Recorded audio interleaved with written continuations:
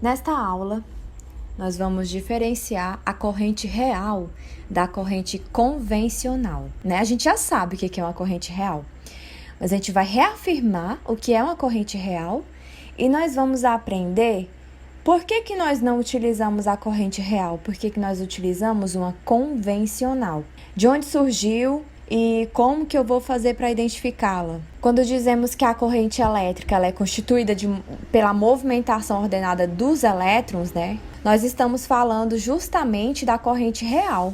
Olha só, quem se movimenta ordenadamente, quando a gente coloca uma diferença de potencial, né? No caso, uma fonte de energia que faz esses elétrons se movimentarem de forma ordenada dentro do fio, essa aqui é a corrente real, né?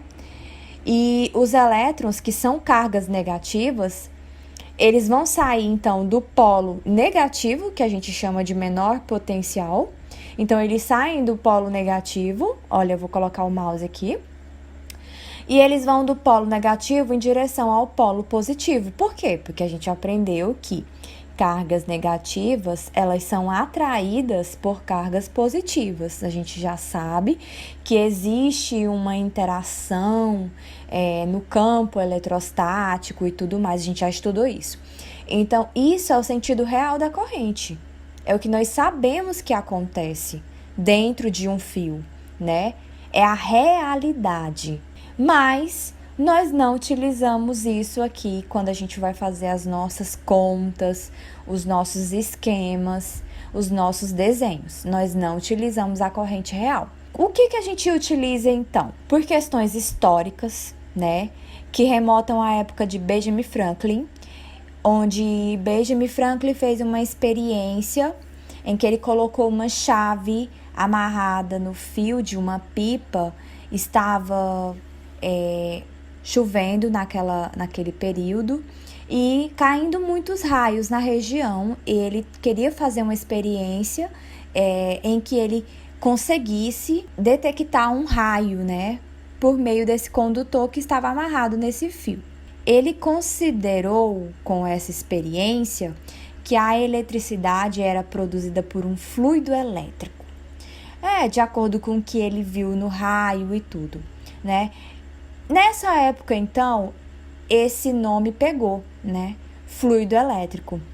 E aí eles acreditavam que tinha um fluido positivo, um fluido negativo.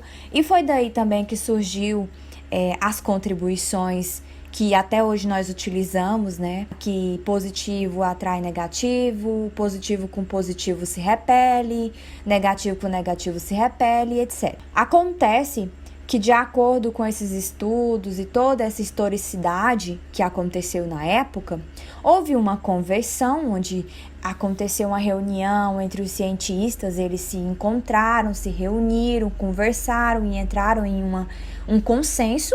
Eles estabeleceram que o sentido da corrente seria a corrente convencional. E como é que seria essa corrente convencional? Bom, a corrente convencional, ela corresponde ao sentido do campo elétrico no interior do condutor. Então, eles não estão preocupados aqui com a movimentação dos elétrons. Eles se atentaram a outro fator. Que fator? O sentido do campo elétrico. Bom, isso foi uma convenção.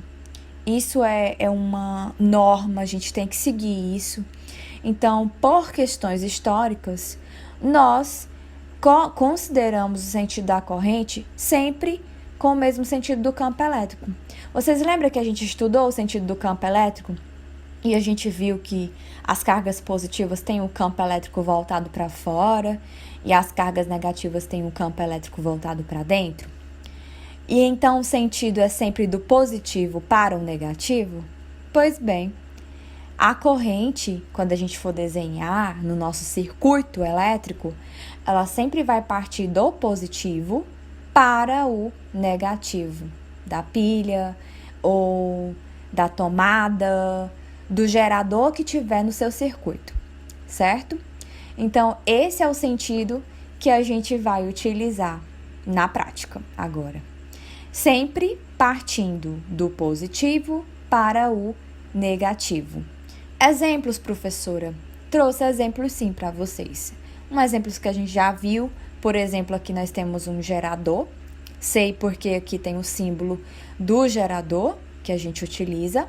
Eu sei que aqui é o polo positivo porque é a barra maior e aqui é o polo negativo porque é a barrinha menor. Se o sentido da corrente é sempre do positivo para o negativo, então vai partir daqui para cima, depois para a direita, depois vai descer, vai passar por dentro da lâmpada, vai para a esquerda, vai subir e vai se juntar aqui no polo negativo e depois vai repetir o mesmo procedimento de novo. Outro exemplo, professora.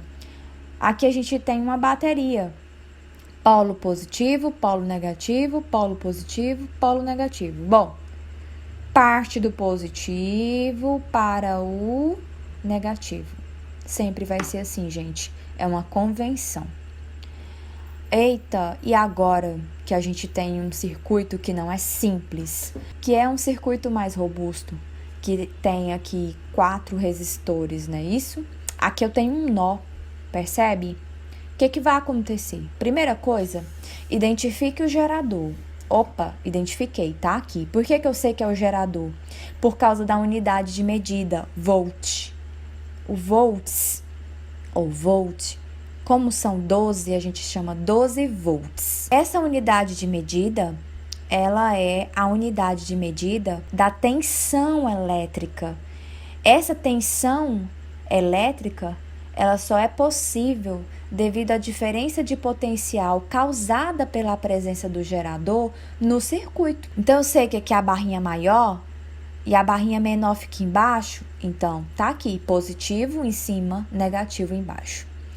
Eu já sei que, por convenção, a corrente parte do positivo com sentido para o negativo. Mas o que vai acontecer quando ela chegar aqui nesse nó? Quando ela chega no nó, ela se divide. Tanto faz eu falar que aqui é 1, aqui é 2, aqui é A, aqui é B, aqui é X, aqui é Y. Tanto faz. O que eu tenho que ter em mente é que essas duas correntes, 1 e 2, somadas, gera a corrente 1. Porque foi ela que se dividiu nesse ponto. Então, desceu a corrente 1 para cá, partiu corrente 2 para a direita. Quando chega nesse outro nó, elas se encontram novamente e se juntam. Passa a ser a mesma corrente do início. E essa corrente vem para o polo negativo. Esse é o sentido convencional e é assim que a gente faz.